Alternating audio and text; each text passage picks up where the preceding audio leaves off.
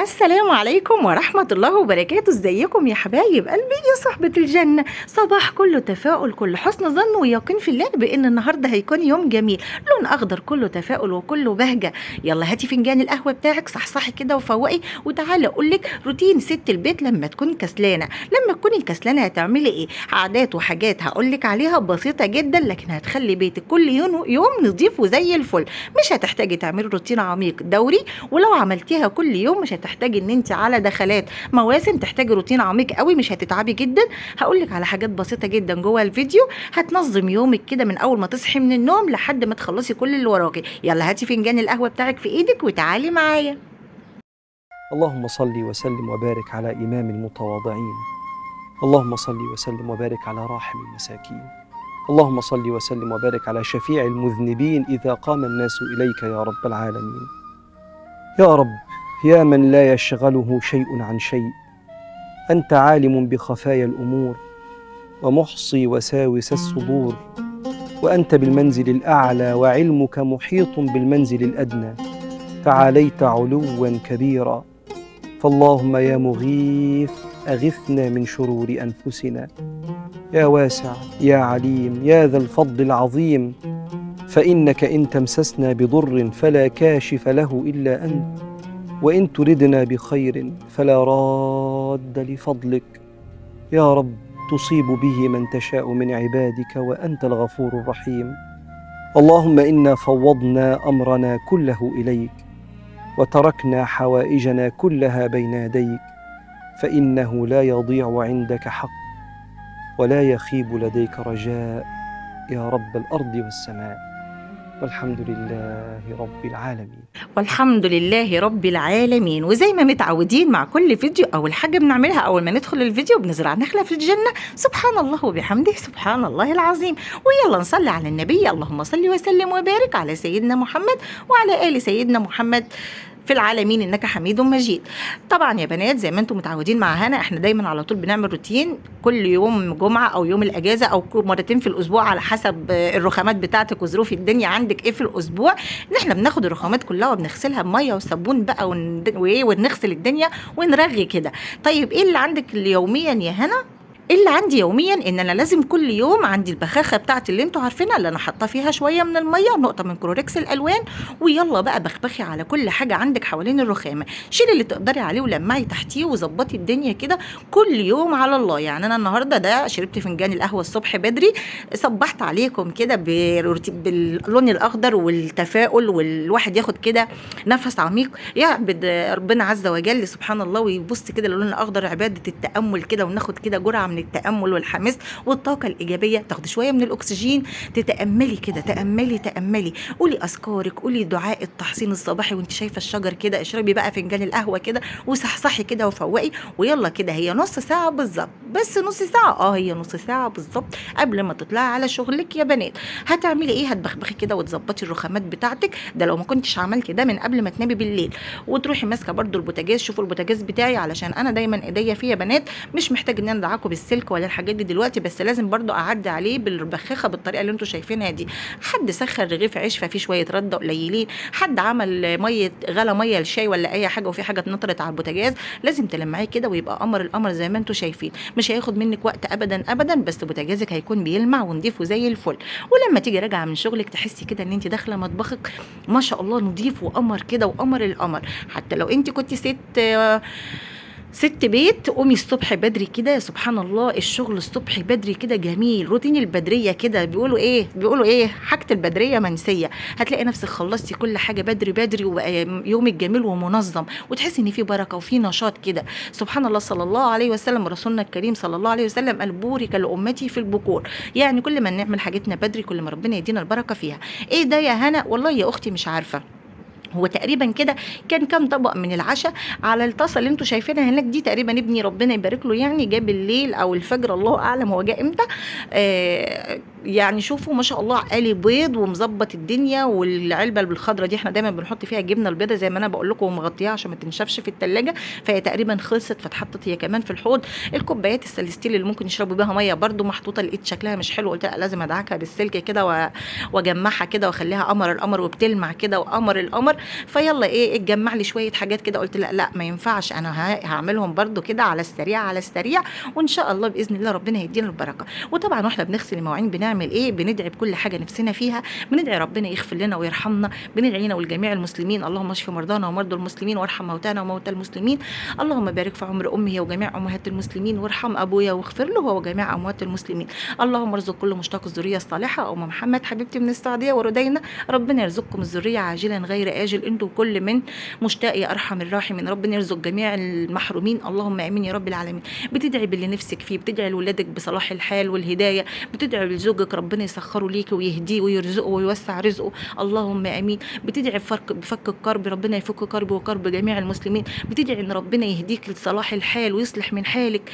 كلنا محتاجين صلاح الحال، قولي يا رب اصلح من حالي، يا رب ارزقني عبادتك، يا رب يا رب ارزقني الاخلاص في القول او والعمل، يا رب اللهم اني اسالك الجنه وما يقربني اليها من قول او عمل، واعوذ بك من النار وما يقربني اليها من قول او عمل، اللهم اني اسالك رضاك والجنه، استغفر الله الذي لا اله الا هو الحي القيوم. حاجات كتير جدا جدا، الله ربي لا اشرك به شيئا، لا اله الا انت سبحانك اني كنت من الظالمين.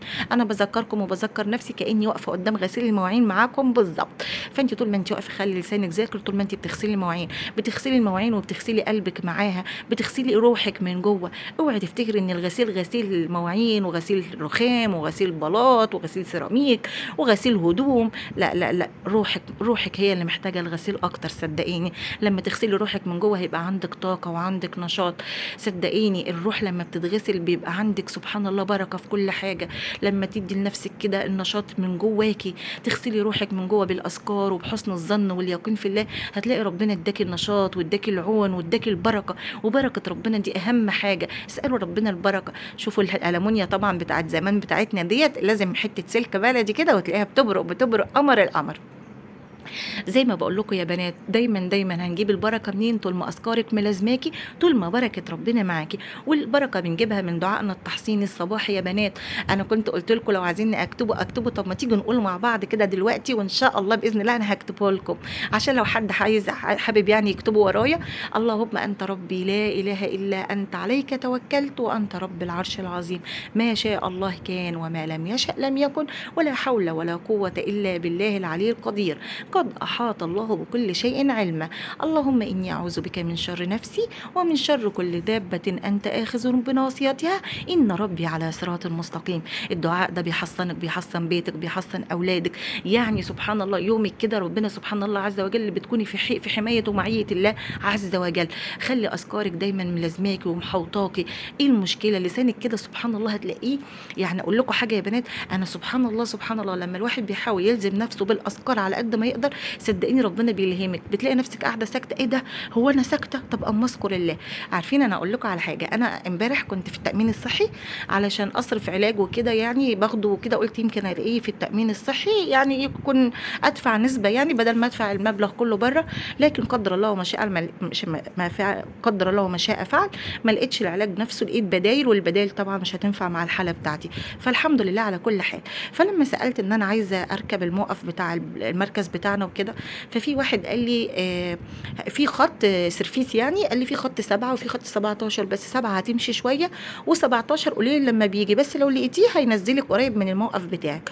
قلت له طيب خير، لان انا طبعا ما رحتش التامين يعني الا مره واحده قبل كده، فمش ملمه بالعناوين بالظبط هناك يعني، وكنت لوحدي بصراحه.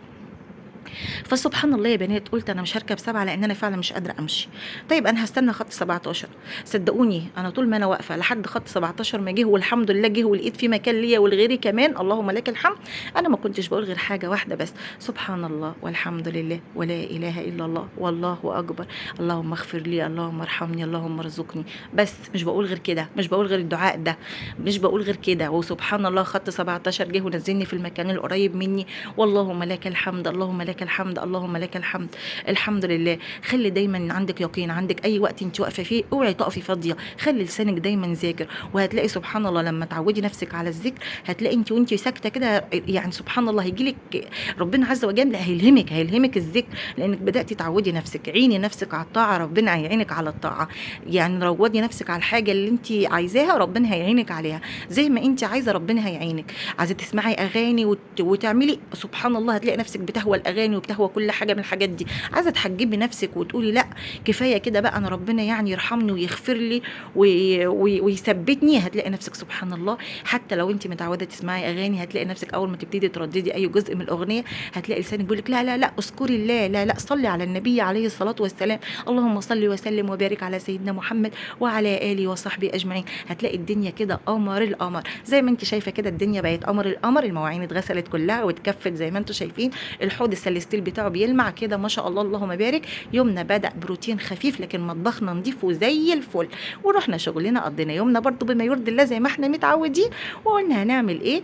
انتوا شفتوا قبل كده معايا في التفريزات كفتة الرز يا حبايب هنا ما شاء الله تبارك الله، هي دي بقى المنقذة في الايام اللي زي كده. انت راجعه بقى من شغلك تعبانه وهلكانه، يلا نعمل بقى شويه كفتة رز كده على السريع، انما امر الامر. وهنحط عليها اضافه خليكي معايا هتشوفيها هتزود اكلتك وتديها بركه برضو. ما هو البركه ماشيه معانا، وطول ما اذكارك ملازماكي طول ما بركه ربنا معاكي. بداتي يومك بالاذكار خليتي يومك كله ذكر، ورحتي شغلك قضيتي شغلك بما يرضي الله، او انت بتعملي طلبات بيتك بتخلصي النيه كده. كلكم راع وكل راع مسؤول عن رعيته. استحضار النية في كل حاجة وتجديد النية بيخلينا نحول العادة لعبادة. ازاي يا هنا انت متعودة توكلي ولادك وتعملي لهم اكل، طب ايه المشكلة لو قلتي يا رب انت امرتني كلكم راع وكل راع مسؤول عن رعيته، وانا يا رب براعي ربنا وبراعي اولادي فيك، فبتاخدي الاجر. لو زوجك صايم في يوم وقلتي انا هعمل الاكل النهارده بنية افطار صايم هتاخدي اجر افطار صايم. لو ما شاء الله تبارك الله ولادك بيحبوا اكله معينه او كيكه او اي حاجه، قلت انا هعمل الحاجه الحلوه دي عشان افرح ولادي، فادخلت السرور على قلبهم فهتاخدي الاجر. فكده احنا بنحول اي حاجه احنا متعودين نعملها في يومنا عادي كأم عاديه الى عباده، الى العباده سبحان الله، فهتاخدي اجر، فهتحولي العاده لعباده. هنعمل ايه يا هنا؟ هنزودها بحبايه كده من البطاطس، هنقطعها زي ما انتم شايفين صغير صغير، هتاخد من طعم الكفته وهتخلي الكفته قمر القمر، والبطاطس هتبقى نفس طعم الكفته بالظبط، وهتزود معاكي الاكله وهيكون فيها بركه برضو ان شاء الله. وفي نفس الوقت نشويات مع الوجبه بتاعتنا وهتبقى حلوه. في ايد كده خدت صباع كفته وجريت او ما لحقتش تاخد لما عرفت ان انا بصور، الله اعلم. كلنا بيحصل معانا نفس المواقف. مين عنده حرامي صغنطك كده لازم يخطف الكفته وهي لسه يا دوب اقول له لسه هتتحط في الصلصه برده مفيش فايده. اللهم لك الحمد. الصلصه بتاعتنا بدات تغلي اهي زي ما انتم شايفين. هننزل بقى البطاطس، واهم حاجه زي ما قلنا عندنا بطاطس يبقى لازم عندنا حته من القرفه الخشب لازم نحطها كده زي ما انتم شايفين علشان تخلي اكلتنا البطاطس مميزه وجميله. ويلا ننزل بقى بالكفته برده بتاعتنا، اكله سهله وسريعه وفي نفس الوقت لذيذه باذن الله. يلا بقى جنبها شويه رز ابيض، انما قمر القمر هتبقى وجبتك جميله جميله جميله. ربنا يرزقنا جميعا البركه اللهم امين. حابه اشكر كل اخواتي اللي موجودين معايا، ربنا يديمكم نعمه على قلبي، وكل اخواتي اللي موجودين جداد وبيقولوا لي تعليقات تكبر الخاطر، ربنا يكبر بخاطركم ويرضيكم ويرضيكم اللهم امين، ويرزقكم يا رب فرحه الدنيا والاخره اللهم امين، زي ما بتفرحوني بتعليقاتكم الجميله وكلامكم اللي يكبر الخاطر اللهم امين. عايزين ندعي لاختنا ام زيزو ربنا يفك كربها ويزيل همها ويروق بالها ويريح بالها اللهم امين يا رب العالمين. اختي ام علاء ربنا يخليكي ليا ويديمك نعمه على قلبي. ماما منى، يعني كل اللي موجودين معايا ربنا يديمكم نعمه على قلبي اللهم امين يا رب العالمين ويخليكم ليا. ويلا بقى مش هوصيكم لايكات يا امارات، اللايك بيرفع الفيديو جزاكم الله خيرا، واللايك ما شاء الله بيخلي الفيديو يعني ايه ينتشر كده ويتشاف. ساعدونا كده ان شاء الله وربنا باذن الله معانا جميعا يا رب العالمين. ما شاء الله الرز الابيض بقى جنب الاكله دي بيخلي بقى ايه كفته كده وبطاطس مع رز ابيض، يبقى اكلتك كامله ومتكامله واولادك هيحبوها جدا وهيفرحوا بيها. يلا حبتين من الحبهان وورقتين لورا هيخلوا الرز بتاعك يروح في حته تانية خالص، هيخلي طعمه قمر القمر. نعمه وفضل من عند ربنا يا بنات اللهم لك الحمد. كل حاجه ربنا بيرزقنا بيها نعمه وفضل من عنده اللهم امين يا رب العالمين. ربنا يرزقنا واياكم الاخلاص في القول والعمل اللهم امين يا رب العالمين. يلا بقى بينا خلاص كده هنخلص شويه الرز القمر دولت. شوفوا ما شاء الله اهم حاجه ان انت مبدا انك مستعجله بقى، انا دايما ببقى كده مستعجله عايزه الرز اول حاجه تطيب معايا بسرعه، فبزود ميه مغليه علشان تنجز معايا في الوقت، فالرز ما ياخدش مني وقت ابدا ابدا ويخلص معايا بسرعه اهو زي ما انتم شايفين كده. تمام تمام تمام كده خلاص كفايه قوي كده. ونغطي بقى اول ما ياخد غلوه كده نغطي بقى عليه ونوطي النار شمعه كده، هتلاقيه ما شاء الله بقى مفلفل كده وكل رزايه ملهاش دعوه باختها. لا لا لا، هم اخوات برضو في نفس الحله، وهيتاكلوا برضو في نفس الطبق. نعمه وفضل من عند ربنا عز وجل. خلاص تمام التمام كده يا بنات، ويلا نشوف بقى الكفته بتاعتنا شكلها بقى فين ورايح على فين. لون اخضر يا بنات، يعني نخله في الجنه. سبحان الله وبحمده، سبحان الله العظيم. شوفوا ما شاء الله اهوت، شكل الكفته يفتح النفس اهو. غرفتها لكم، بس الرز كان لسه فاضل له شويه وتكه كده، والحمد لله على كل